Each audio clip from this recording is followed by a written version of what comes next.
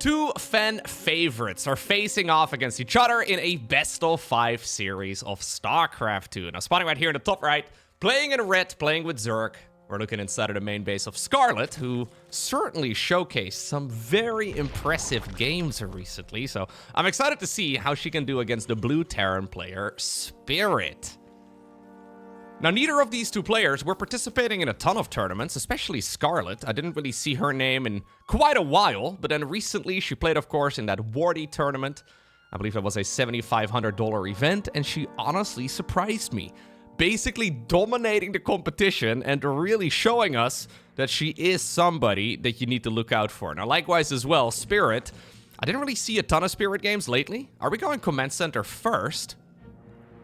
It could be due to the fact that I just didn't really look for Spirit replays to cast either. It's one of the difficult things when you, well, get a lot of replay packs, and usually the top Terrans that you look for would be names like, for example, Clem, names like, for example, Maru, and I'm sure Spirit has been playing. I just didn't really cast a whole lot of his games, but he did pleasantly surprise me. That series, for example, that Spirit recently played against Rogue, it was very impressive, and there's no denying that Spirit is one of the very best players on the European server right now. So let's see. It's going to be a hedge gas pool right here for Scarlett. We are, by the way, on the map Tourmaline. This map is a pretty interesting one, because even though it's big and it has a lot of like bases that you can take, the rush distance from natural to natural, if I zoom out, is relatively short. You can get across the map, especially with Zerg, in just about maybe 30 seconds time or so. So even a Queen March is not entirely off the beaten path. Likewise as well, of course, for Terran, you can go for a lot of parade pushes straight through the middle. So 8 Rexes are not a bad idea on this map. Any sort of Zerg aggression is not a bad idea either.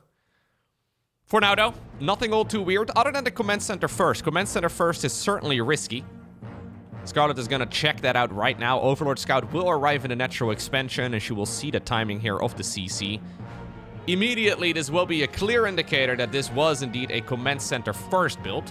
Completely scoutless as well, although we will see a Reaper move out eventually. Although, I wonder if it's even going to go across the map. It might just hang out at home to deal with a potential pool first build.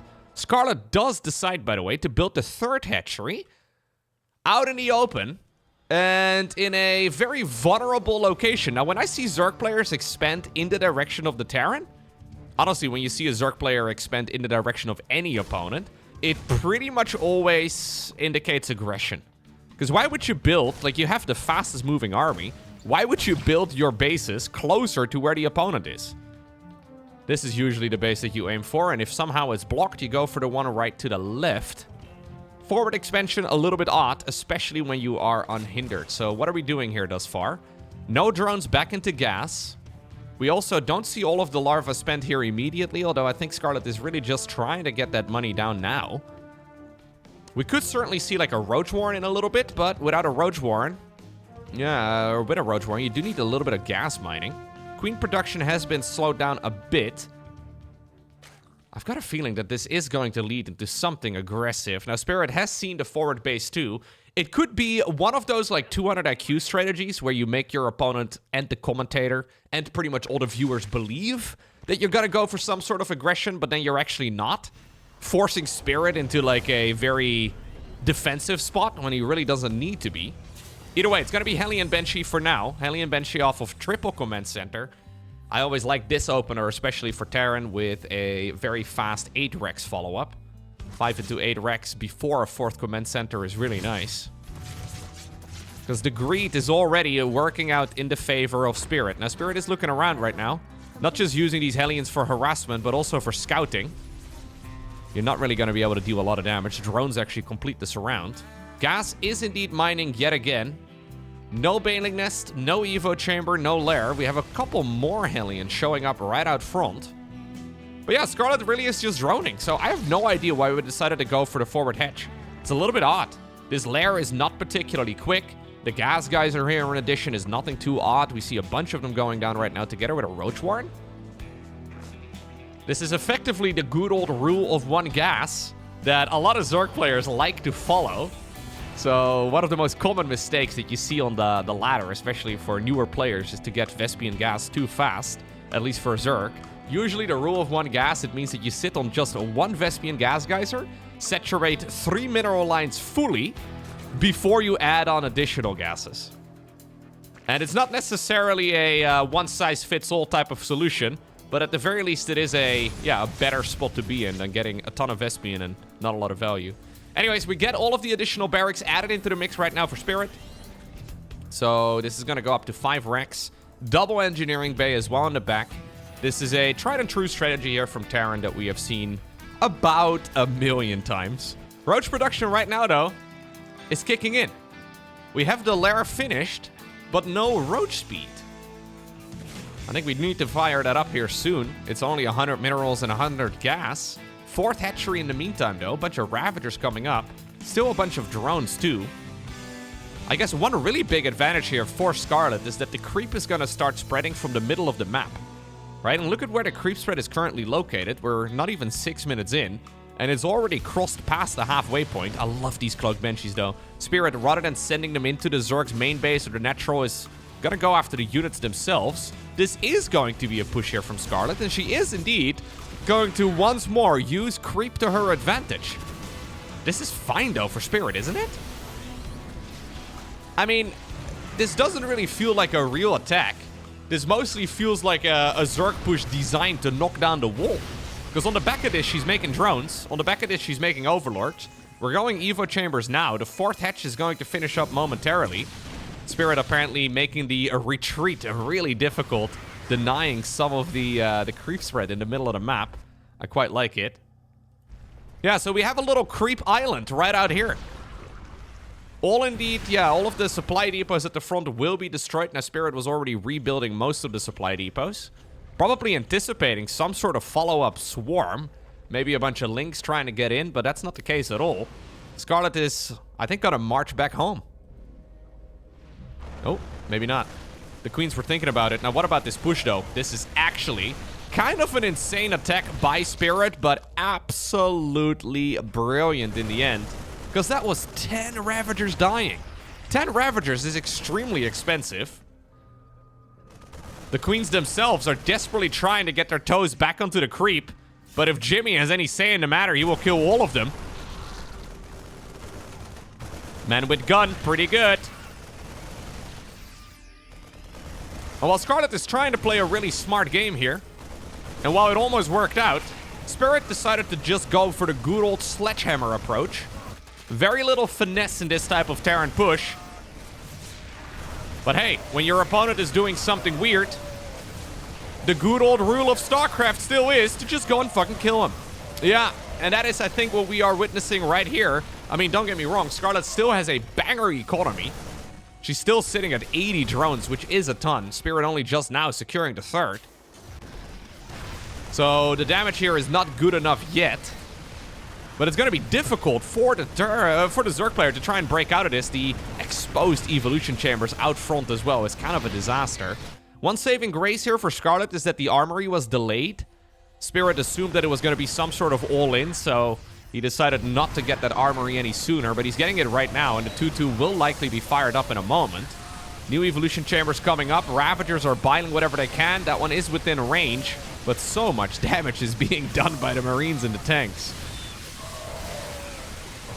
Calm and collected here by Spirit, though. Very impressive across the board. Interestingly enough, the ground carapace did finish. We have new Evo chambers inside of the main base. Scarlett did also get a backup base right over here, so the 72 workers that still remain are at least mining efficiently.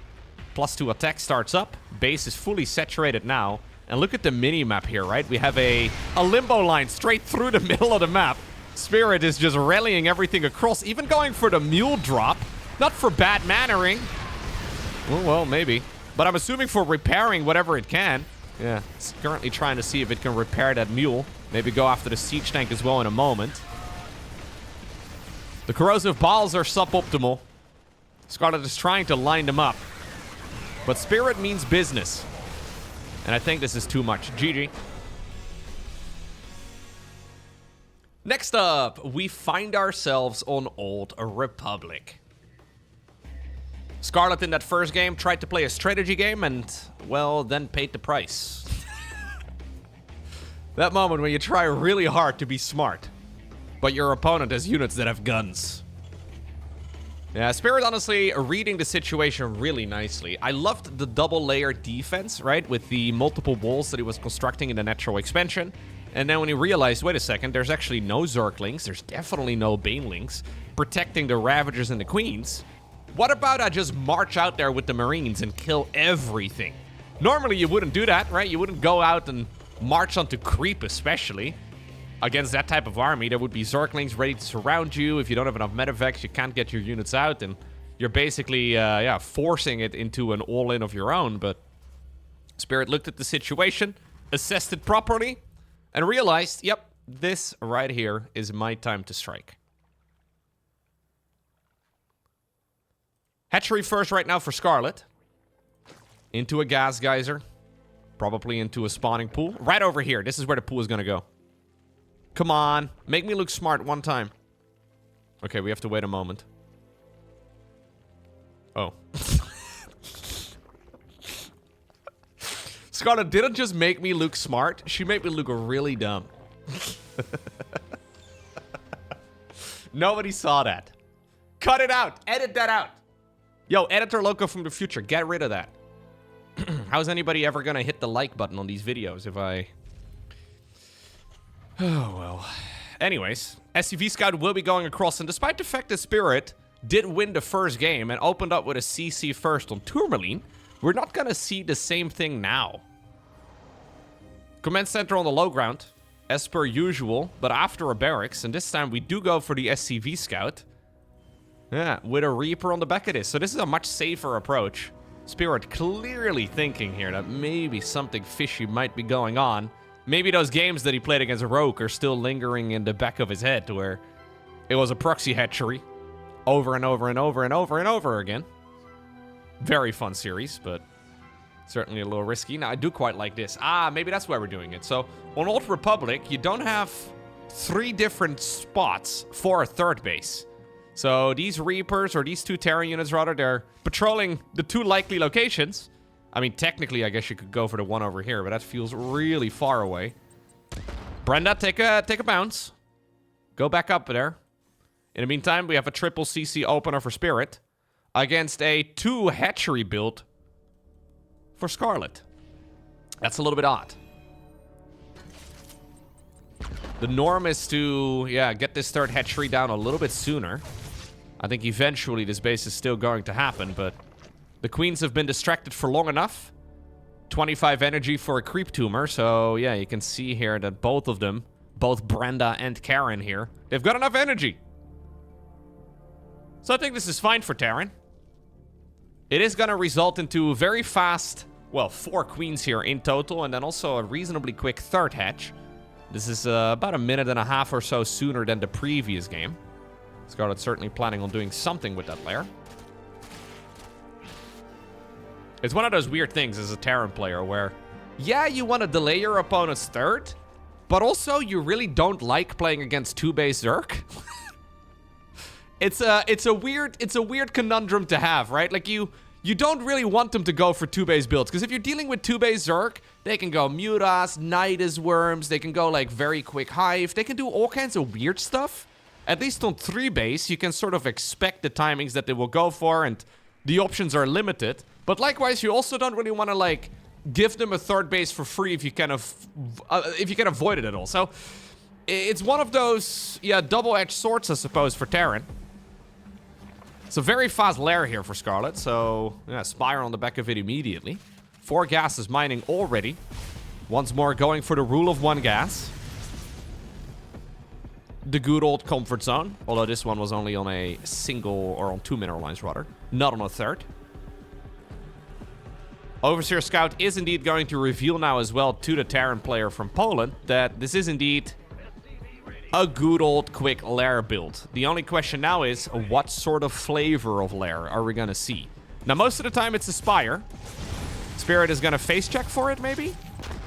No, not quite. We do have a nice little Hellbat push, by the way. Armory here is going to finish nice and early. Yeah, you see the little amounts of units here, right? Like, is it really worth it? Well, it's only queens. There's only 4 queens? Normally, with this type of build, Zerg will have about 7 if they open up with a normal 3-hatch. With this particular strat, not the case. It's only lings and queens, and hellbats are really powerful. Now, mutas are coming, though. We have 8 of those on the production tab. I think Spirit is now realizing that he needs to get a move on. He will indeed be targeting the hatchery down, and this is really good work here by the Terran player. Cheeky little hellbat drop attempted as well, moving towards the main. We have a Liberator in the meantime in the back. Okay, hellbats get dropped off, and more drones are being roasted. And while eventually the mutas will be able to clean everything up, so much damage is being done already.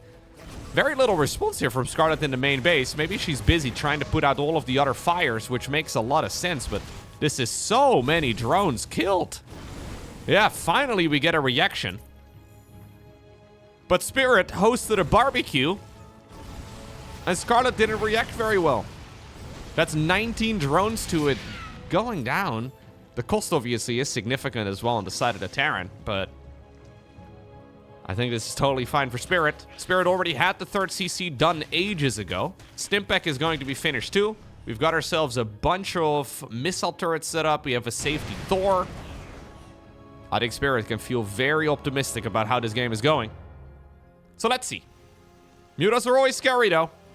We already have like 4 missile turrets. 5 SCVs is not bad. But it's pretty rare for us to look at a game 6 minutes, 7 minutes in, and to see the Terran player with a superior worker count right now. Not really supposed to be the case. Hatchery's being rebuilt though. I guess on the flip side here, one of the very easy things that you can have as a Terran is to overestimate your advantage. Because you know you killed like at least a dozen drones here, right? Probably more. But it's easy to forget that, like, the Hellions, the Marines, the Medevacs, even the very quick armory, even though you need one eventually, but it does cut into your own losses too. So if you look at the resources lost here, despite the 19 drones dying, it doesn't really look like the end of the world. It's certainly an advantage for Terran, don't get me wrong. But it's easy to overestimate. The Thor, by the way, is a little private jet. The Thor, of course, lacks movement, but you can, well, maneuver it around very nicely and chase after the mutas with the Thor. Quick second factory, by the way. We'll have to keep an eye on exactly what the plan is there. This is a second factory. Yeah, we may very well see a 4th command center in the near future. Feels a bit early for it, but I think it's totally fine. There we go. Great control here by Spirit. Has to be said. Spirit has, in this entire series, not really put a foot wrong. We do have the 4th hatchery now coming up for Scarlett, but I'm impressed with the way that Spirit is progressing here, just in general. Strategically, everything he's doing makes a ton of sense. We should really fire up +2/+2, though. If that's an option at all, that would be massive. The engineering bay upgrades have such a big benefit. Well, maybe we are just going to go into good old drilling claws and then widow mines on the back of this. If we're not going 2-2... Okay, he does fire it up now. It's a little bit later. I'm assuming we are just going to go for a really large attack, though. Changeling here does see roughly what's going in. But it's so much Terran. And can Scarlett really stop this? Deep push onto creep immediately. Oh, those banelings did basically nothing. Thor over here is going to get snatched up by the medevac. Reinforcing Marines. Okay, they don't quite get a ton of kills, but the real problem here for Scarlett is this huge Terran army right out front. More banelings are coming up. The creep is slowly dissipating in the back. Reinforcing Terran units do have to wait before they're allowed to be sent in. Terran army pre-split though. Medevac once more repositions the Thor, making it really difficult for Scarlett to chase after it. I love the Thor micro. And while eventually, I think all of this will get cleaned up, there's a huge secondary force behind all of this. Oh, the Thor, by the way, at like 1 HP. Yeah. And Spirit, so far, is playing some world-class Terran. All army hotkeys, Stimpec straight across the map. 4th command center on the back of this. Scarlett realizes that with the 3rd going down a second time around, There is 0% chance she's going to be able to compete with the Terran's economy, so she has to tap out. Okay, and that takes us to the map White Rabbit. Match point here already for Spirit, who decided to celebrate and switch to orange for some reason. I don't know why. Orange versus red, just to keep it nice and legible for everybody. Spirit has really been impressing me, though. Not just this series, but also the other games. Like, for example, that match against Rogue. He's a lot more flexible than I remember. Maybe he's been doing his Terran yoga. I don't know. Forward folding command center. Upwards facing refinery. Barracks pose. Anyways. Oh, I guess fusion core upgrade. That's an actual... You know the fusion core dance? That one, right? That's an actual... yeah, I think that's an actual yoga pose. Anyway. Spirit, historically, at least in my mind, has always been a very macro-heavy player. Somebody who loves to build command centers, and then more command centers, and then guess what he does after that? More command centers, right? Like, he goes and moves up into tech slowly, but he does so in a very methodical fashion, trying to see if he can maybe eliminate his opponent at like minute 30. Slight exaggeration there. Of course, he's had a lot of variety in his playstyle, but Spirit, at least most of the time, likes to go for the longer games. And while sometimes maybe it's a little bit frustrating to watch, I've seen some people actually complain about it, where they're like, yo, Spirit, just go kill your opponent. What are you doing? You're giving them such a shot to potentially get back into the game. But Spirit has no issues with it. It's a totally valid way to play, but at least in the games that I've seen him play now again recently, it seems like he's decided to mix things up a bit. Or maybe it's just that his opponents died before he ever got to play the long game. Yeah, maybe we're still aiming for it, but hey. If you've already won before you can get there, who knows? Overlord is going to try and make its way up towards the high ground. Sorry, Otto. Otto has ribs. Look at that. Incredible work. What are we doing in the meantime on the other side of the map? This is, of course, a pretty large map. Triple hatch opener for Scarlett. No Zergling speed, interestingly enough. Scarlett decided to pull all the drones out of gas at 96. Now, all important Zerg upgrades are 100 gas. So, clearly she saw this Reaperless opener from the opponent and decided, you know what? Link speed, I do not need. So we just pull out of gas, and we'll see where we're going to be spending our Vespene eventually. But I guess the main problem you run into as a Zerg player is you kind of want to have link speed done. Or maybe like a Roach Warren, or at least like a bunch of Queens. But you kind of want to have it done by the time that 4 Hellions are out on the map. 2 Hellions can't one-shot a drone. It takes 3 Hellions to one-shot a worker. So, as long as your link speed, or at least some sort of, there we go, some sort of defensive tool is finished, by the time that 4 Hellions can arrive on your side of the map, you're probably okay. I don't recommend, if you're a ladder hero, to really mess around with these sort of timings too much. But at this level, it makes a lot of sense to delay it and try to play around what your opponent has gone for.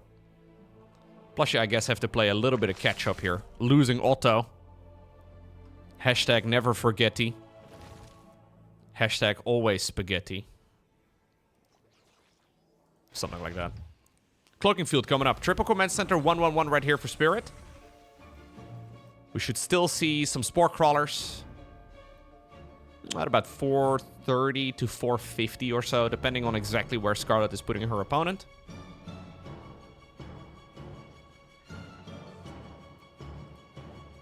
This is a map, though, where you can spread a lot of creep. Yeah, and if there's one thing that Scarlett loves to do, it's spreading creep. Apparently, Spirit does not like it. Man, saddest queens in the West. Cloaking field coming up for the Banshee 2. First one is out. Second one coming up. No Overlord to be worried about, right? Since Otto is gone. It's quite uncommon for Zergs to scout with multiple Overlords these days. That used to be the norm, but not anymore for many a year.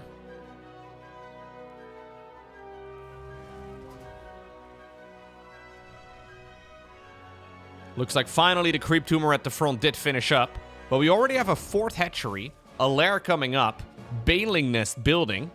Scarlett is basically playing the most greedy version that she can reasonably play.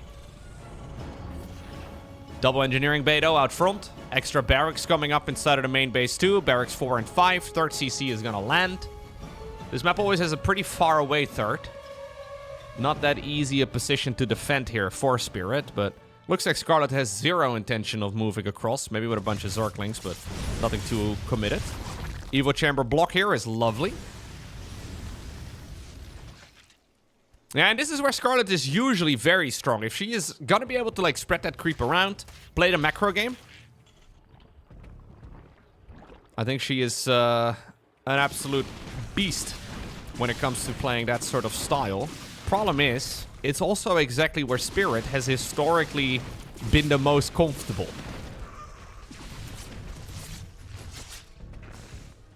9 drones died just like that, though, which is not bad whatsoever. 9 drones in total in this game, and the Banshees are not done yet. Woo! Some really good harassment.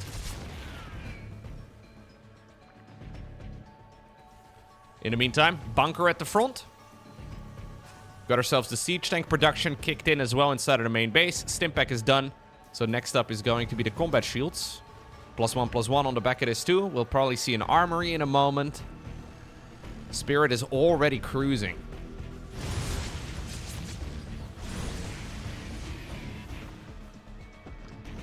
So maybe we're going to see a little bit of that old school Spirit style a bit more than in this particular game. At least this is how usually the Spirit games start off.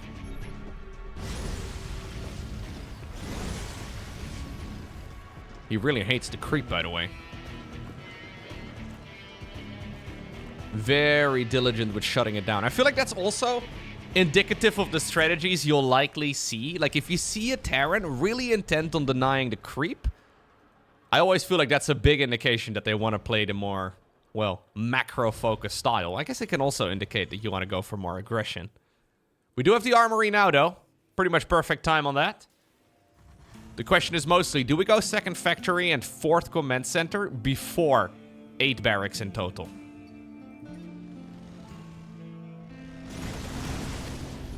Scarlett doesn't know that this attack is coming until right about right now. We do have baneling speed done though, but what we don't have is the Evo chamber upgrades, and that's always scary. Those Marines are gonna hit harder and they're going to be more tanky. Perfect attack here, honestly, by Spirit. Oh. I love the Hellbats as well, surrounding the siege tanks. He knows that this is going to be a very Ling-heavy army, regardless of exactly what's going on. Looks like the hatchery is going to die. I mean, even if you lose this Terran army, you're still going to get some wonderful trades. Siege tank, for some reason, unsieged. I think he was considering getting out, but this is still an absolute meat grinder. Scarlett forced to go off creep to try and defend it, whilst losing the hatchery. Kind of insane. You know what? Spirit apparently is thinking about canceling it yet again. Gets rid of another, well, 3 creep tumors there in total. There's the reinforcement showing up. Cost efficiency, by the way, is off the charts here for Terran, but +2/+2 coming. 4th command center on the production tab too. We'll probably see factory number 2 here in just a moment. Beautiful gaming here by Spirit. It has to be said. Nice targeting onto the banelings. Picks up perfectly in the nick of time. And Spirit will keep this dance up. As long as he keeps this dance going, he knows that it's going to be non-stop unit production on the side of the Zerg. So in a way, you can make it difficult here for the Zerg to re-drone up. Obviously, some economy was lost with the hatchery falling. But if you keep under pressure like this, Zerg is... Ooh, that fungal! I didn't even see the infester! Woo, Scarlett subtly... Okay, may have found a way and a bit of room. She immediately goes 13 drones. I didn't expect the fungal, neither did Spirit, and I have full vision of the production tab. Still though, we have a secondary attack here coming in as well. And this is not just gonna kill the hatchery, it seems, but also a whole lot of Zerg yet again. Oi, oi, oi, oi, oi. Nice fungal there by Scarlett. But I think I like this even better. Well, the hatchery lives. It's something. Look at the cost efficiency, though. Whew. Not too shabby, and this is all off of 69 SCVs in total, which I personally think is pretty nice. Spirit disagrees. He's immediately going up to even more than that. Now, even though Scarlett did lose a lot, she did also drone very aggressively during all of this. So we are up to 91 workers here regardless. So as long as she stabilizes, maybe get some of the creep going again, which she probably won't hesitate to do, life's going to be pretty sweet. Nice targeting onto the Banes, honestly. Okay, Ultra Cavern. If Ultralisks hit the battlefield, they are going to be quite nice. But you're always looking out on the production tab for this structure. Ghost Academy, pretty much perfectly timed here as well by Spirit.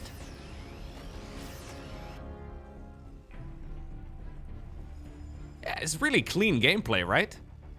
I mean, Spirit, generally speaking, is not the spiciest Terran out there. You wouldn't really say he's got like the very best micro or maybe even the very best macro, but he is a bit of a beast. Very reminiscent of, for example, Cure. You know, like nobody ever really brings up Cure, but Cure has been like a legit top-ranking Terran player for ages. Maybe Spirit not quite, you know, for as long, but in a way he's up to a very similar level.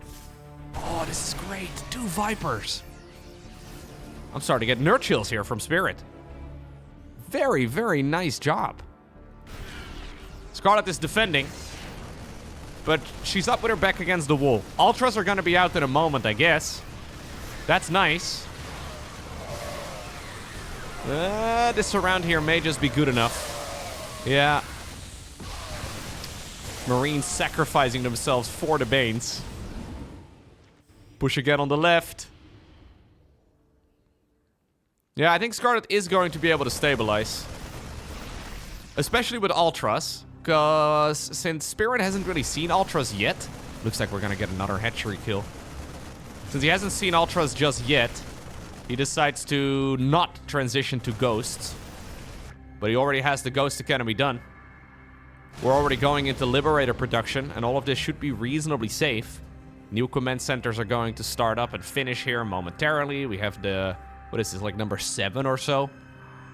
Coming up in just a moment. Still, Scarlett has been doing a good job defending as well, all things considered. You never really want to be in this position in the first place if you cannot all avoid it. But considering this has been non-stop damage for a really long time, and considering this has been so much damage dealt by the Terran for such a long time too, yeah, if you look at the overall setup, it's a good enough economy. 92 drones is nothing to scoff at. The upgrades aren't by any means the fastest, but they are coming. Creep spread is, well, obviously always something that she focuses on, and you can still build up whatever army you like. Don't get me wrong, I think this game is better for Spirit right now than it is for Scarlett. But this is by no means an unplayable spot. We are now transitioning from that very active mid-game for Terran into a much more passive late game.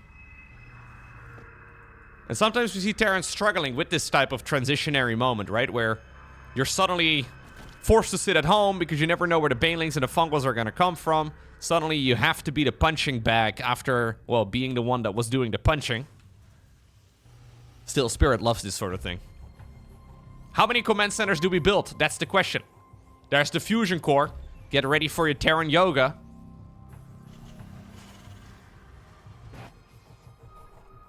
Cloaking field coming up as well. For the ghosts.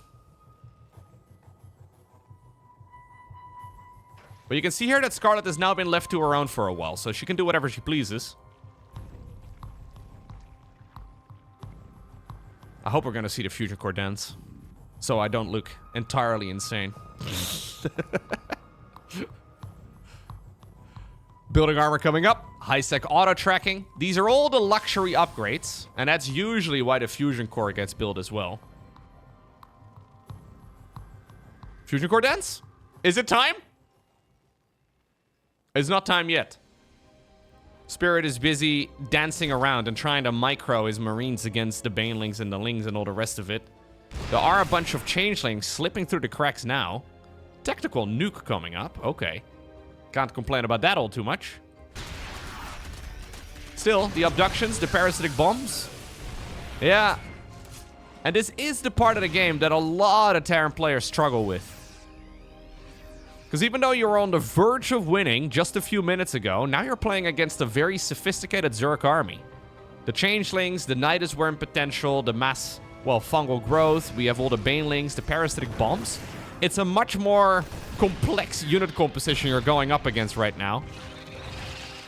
And margin for error is tiny. Even when you seemingly have all the resources in the world and you're building up about 1 million, command centers and orbitals and planetaries and all the rest of it, it's still very easy for things to go horribly wrong. There's, by the way, the fusion core dance. Look at it. No? All right, fine. Sorry.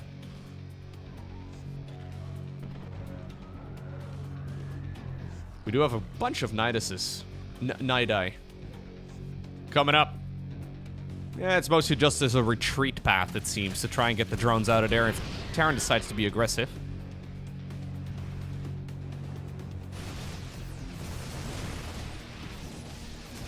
Cheeky little push out front. Spirit just doing a little bit of clearing. Now, of course, the goal here for Terran is to mine 50% of the map. Right? If you can mine 50% of the map, that is exactly where you want to be. Ooh, Scarlett going into the extra overlords now. Yo, is she doing... Yes! She is doing the rogue. Can we call this the rogue? Well, we are moving down to the front lines right now, though. I just mentioned in that series I did cast of rogue... who did he play against? Against Clem? Yeah, it was against Clem. Where rogue went for, like, the 50-plus overseer strategy that no other Zerg player is really mixing it in. Now, Scarlett is apparently giving it a shot. Now, I find it difficult to see this transition happen right at this phase in the game, because even though Zerg has a lot of cash, it still feels like Terran is way richer. Now, if you look at the actual resources at the bottom of the screen, it doesn't really seem to be the case, but that's because mostly all of the income that Spirit has been generating has gone straight to additional infrastructure. We have 8 orbital commands right now.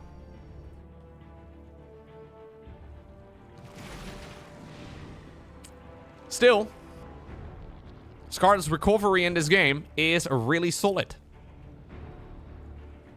Big macro here, yet again. Caduceus reactor coming up that doubles the energy regen in the Medivacs. Of course, very nice to have. The only part that's really missing here with the Overseers is the Changelings, right? Like the Nidus Worms and the Changelings. I'm a little bit surprised that we have... I guess maybe we were saving up some energy or something, but we have 20 Overseers at the moment. But they're not really doing that much. One command center moving on over to the right. Very ambitious command center for what it's worth. Spirit knows that one of those bases needs to be his. Either the one on the left or the one right over here on the right. You cannot let Zerg have both of those bases on White Rabbit, because you're just going to run out of cash. Even though Zerg will be less cost efficient in the long run if you give them an extra base to mine, obviously that will make up for that difference.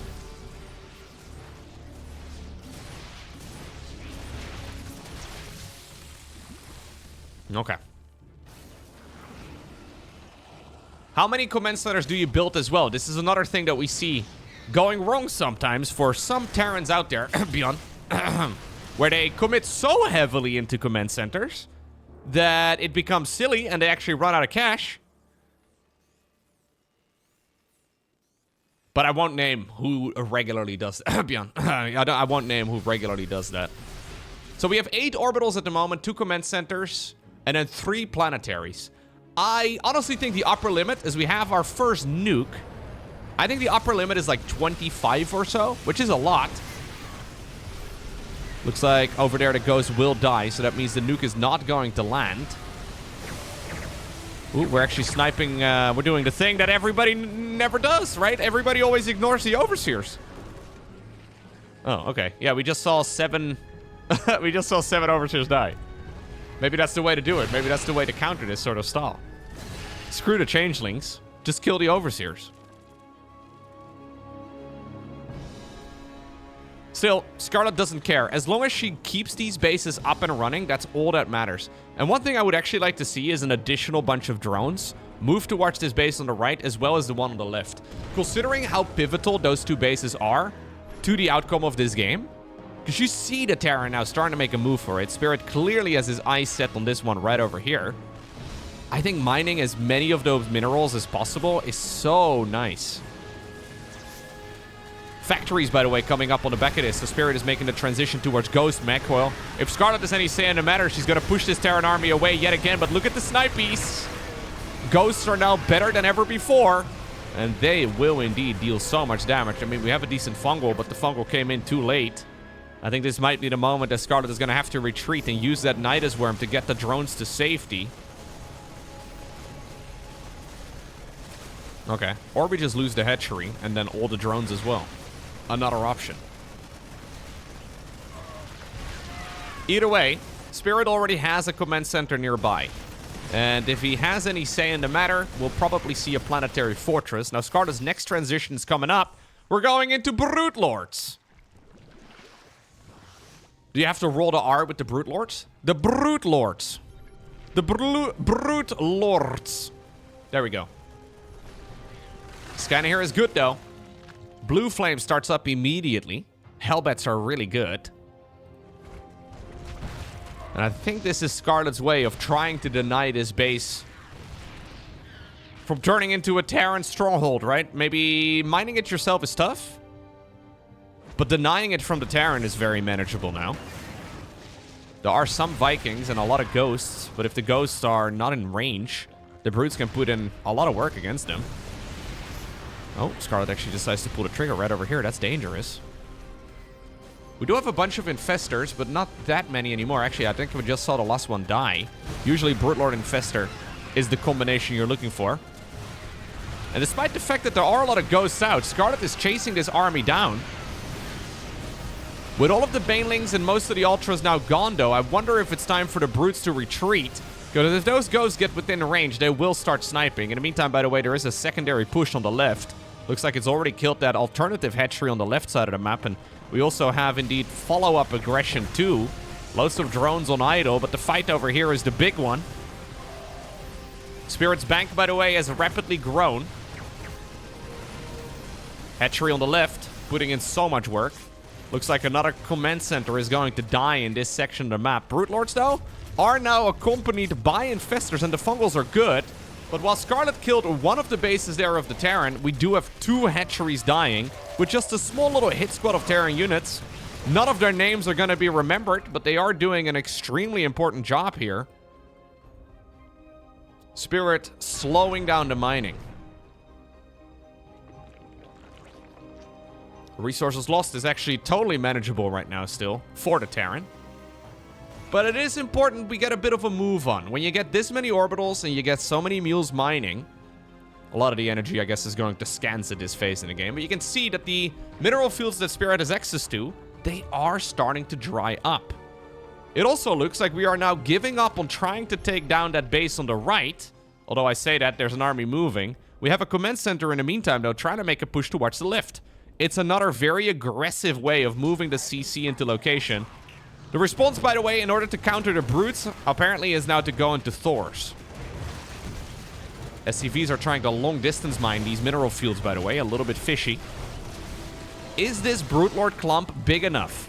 7 Thors? 16 ghosts? I don't think so. The ghosts apparently agree. They're already lining up their guns, and they do get a bunch of snipes off. Banelings in the meantime, though, rolling through the left, and they want to hunt down all of those sniper rifles. It looks like the Thors are dying to the brutes eventually. The Queens are trying their absolute best.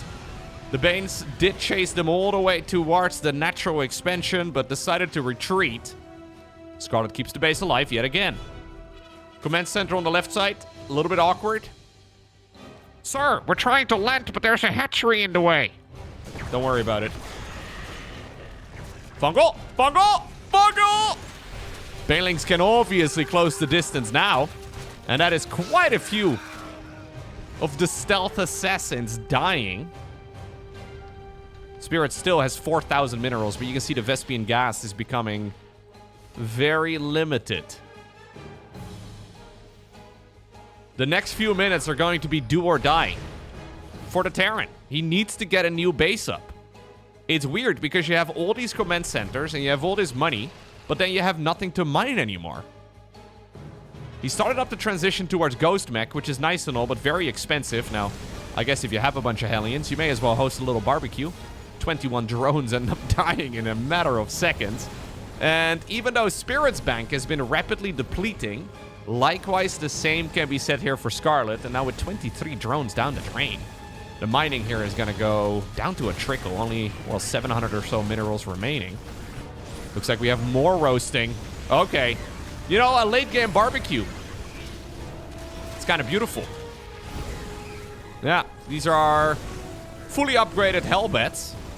You don't really see them, but they're really good at killing bases. Killing drones, killing whatever. Bunch of snipes go down as well on the right. This is not what Scarlett wants to see. Good moves here, of course, by Spirit, who's not giving up the fight. Although another command center dies right over there. Looks like the Hellbats actually are just going to go after the hatchery itself now. It's only 4 of them, but hey, they're going to be able to finish that job too. Here we go. Terran reinforcements are moving across. Spirit is making one push yet again towards the right, and this one has to count. I don't think there's a whole lot of follow-up possible. We get a good fungal here to start off the fight. A follow-up fungal as well to continue the fight. Looks like loads of banelings indeed will connect eventually, but the Marine Marauder Thor army is still good enough. And with so many drones dying, this series is indeed going to result in a 3-0 win in favor of Spirit. Very good games here across the board. I gotta say, Spirit in general just looks very impressive, right? Like, were there ever any real moments in these games where he was really struggling? I mean, this last game, yeah, okay, don't get me wrong. Like, this certainly was a tough game for the Terran, but if he didn't want to play this late game style, he could have transitioned towards a more aggressive Ajax. Because in the early game, I guess the early mid game, he was very far ahead, and he didn't decide to really push the issue and instead just played his like slower approach. It almost resulted in a Scarlett comeback here, but across the board, Spirit played some excellent StarCraft 2. GG.